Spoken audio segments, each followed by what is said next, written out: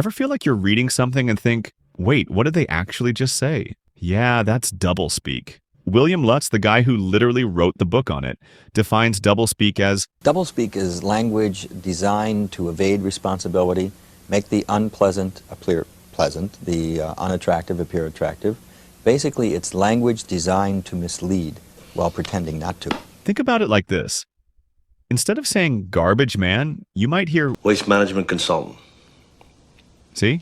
Sounds way fancier, but it's the same job. Doublespeak is all about using words to soften the blow, hide the truth, or just make things sound more impressive than they really are.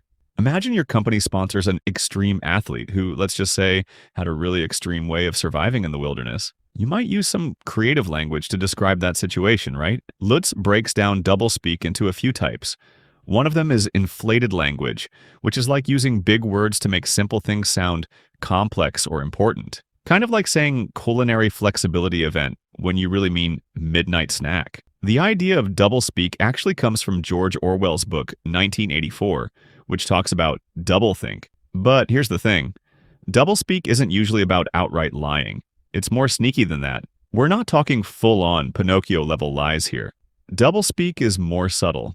It's about framing things in a certain way. Take Sid Miller, the agriculture commissioner of Texas. A state, by the way, that wasn't winning any healthy eating awards. Back in 2015, he announced a plan to fight obesity, which sounds great, right? But then, in the same breath, he rolled back the ban on deep fryers in schools and said schools could sell low-calorie beverages. Low-calorie beverages. He meant sodas. Technically, yeah, a soda might have fewer calories than, say, a cheeseburger. But if you ask for a low-calorie drink, are you picturing a Coke? Probably not. It's like that classic Simpsons bit. Why do you have so many bowling balls? I'm not gonna lie to you, Marge. So long.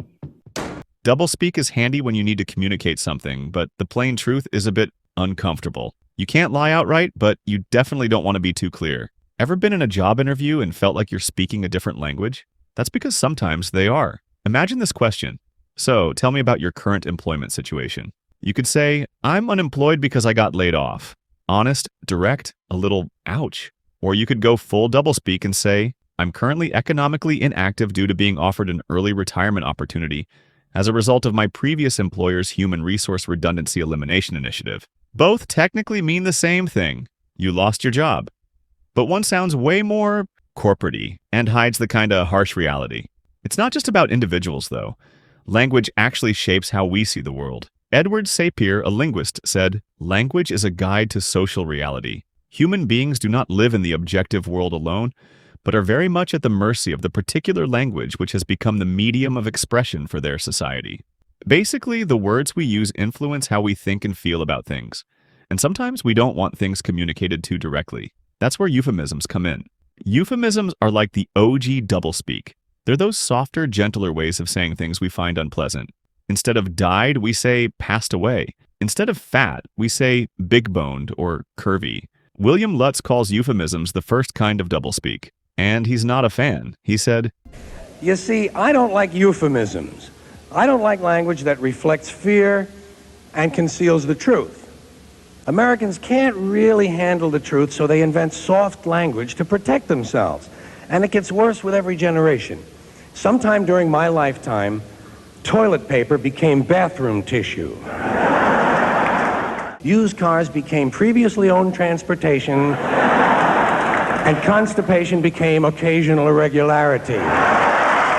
Poor people used to live in slums. Now, the economically disadvantaged occupy substandard housing in the inner cities. They don't have a negative cash flow position. They're broke. Calling a recession a period of accelerated negative growth might be annoying, but sometimes doublespeak gets straight up deceitful. This is where doublespeak goes from softening the edges to outright manipulation. Think about graphs and charts. They look so official, so scientific, but they can be twisted to say almost anything. Lutz in his book talks about a tax cut chart. Imagine a graph showing our tax cut versus their tax cut. Ours is a solid line going down. Theirs is dotted and, well, less impressive. The red space between the lines? That's the tax money that will remain in your pockets. Sounds great, right? Except there are no numbers on the chart. No scale. It's completely meaningless. You could make a tiny difference look huge just by messing with the numbers on the side. It's like showing a stat about a wonder drug that reduces heart risk by 36%. Sounds amazing. But then you see the actual data from the study, and the real difference in heart attacks is 1.1%. Tiny. Barely visible. How did they get 36% from 1.1%? Statistical. Shenanigans. They take that tiny 1.1% difference, do some math, and poof, 36% truth in advertising. Maybe the ad should say, Lipitor. Reduces heart attacks by 1%. Doesn't quite have the same ring, does it? Speaking of marketing, doublespeak isn't just about hiding bad news or misleading with stats. It's also about rebranding words to change how we feel about things. If you're trying to sell something or an idea, word choice is everything. Frank Luntz is a master of this. Frank Luntz doesn't do issues. He does language around issues. He figures out what words will best sell an issue. Luntz himself says, it's not what you say, it's what they hear. It's about finding words that cause people to change their minds, change their behavior, even change their attitudes. Think about the gambling industry. Sounds kind of seedy, right? Old men in back rooms, crumpled betting slips. But then, gaming industry. Suddenly it's all families at resorts in Vegas, shiny casinos, fun for everyone. Nothing about the actual industry changed, just the word. Luntz uses focus groups to test words, see what people react to. He finds the words that push people's buttons. One of his biggest political moves, turning estate tax into the death tax. Estate tax sounds technical. Death tax sounds, well, nobody wants to be taxed when they die. Luntz himself said more than 70% would abolish the death tax. I'd like somebody to get rid of the death tax. That's what I want. I don't want to get taxed just because I died. Yeah. You know, I just don't. But a narrow majority support the estate tax. Same tax, totally different reaction. All because of the words. Food, too. Remember the Patagonian toothfish? Sounds appetizing? Yeah, probably not. But rename it Chilean sea bass? Suddenly it's on fancy restaurant menus.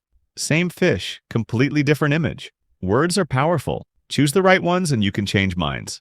Sometimes doublespeak isn't just about selling something or spinning politics. Sometimes it's about hiding something truly awful. Imagine a hospital needs to explain a major mistake. A mistake that cost lives. Say during a C-section, an anesthesiologist messed up, gave the mom a fatal dose of the wrong gas. Tragic. How do you describe that? Catastrophic blunder? Killed the patient? Too direct? Too honest? St. Mary's Hospital in Minneapolis in 1982 went with therapeutic misadventure. Therapeutic misadventure. Sounds almost accidental, doesn't it? Like a minor mishap in therapy. But it meant someone died because of a terrible error. As one report put it, in a similar case, surgeons killed a patient. It included slitting the patient's throat during surgery. This was called a therapeutic misadventure. Doublespeak at its darkest. Let's switch gears a bit.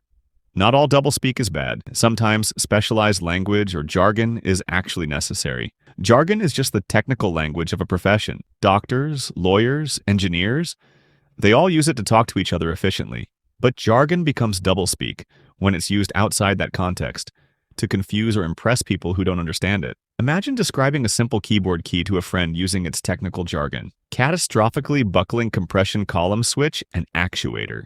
Huh? Your friend would be totally lost. But in a patent application, that's exactly the right word. Doctors do it too.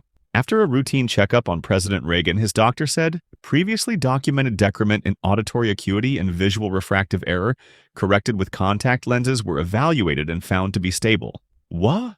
Most people would just say, the president's hearing and eyesight are still the same. Way less impressive, right?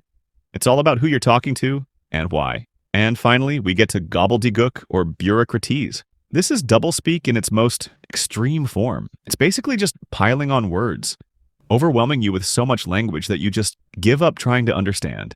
Politicians are masters of this, especially when they want to avoid answering a question directly.